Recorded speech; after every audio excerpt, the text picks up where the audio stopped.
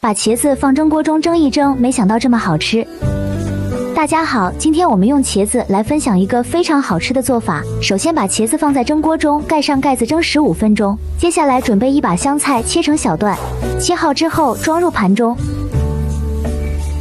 再准备一把香葱，切成葱花，切好之后装入盘中。准备一个煮熟了的松花蛋，切成小块，切好之后放入碗中备用。再准备2个青红小辣椒，切成圈，切好之后装入大碗里面。接下来准备稍微多一点的大蒜，用刀拍一下，再切成蒜末。正所谓茄子不放蒜，香味少一半，所以大蒜可以多准备一些。切好之后装入大碗里面，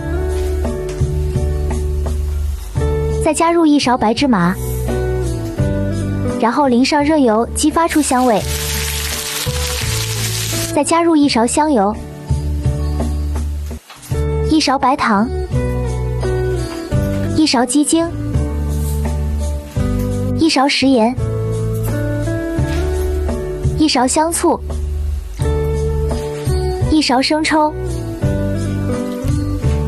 用勺子充分的搅拌均匀。这个时候我们的茄子也蒸好了，用筷子把它夹出来放凉。茄子稍微放凉后，咱们把它撕成条，这样更容易入味。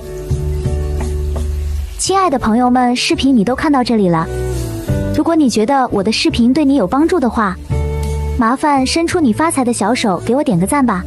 茄子撕好后放入切好的皮蛋，再倒入调好的料汁，再放入葱花和香菜，用筷子搅拌均匀就可以开吃了。一道非常好吃的茄子拌皮蛋就做好了。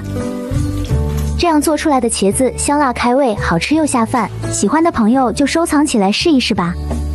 好了，今天视频就分享到这里了，我们下期再见。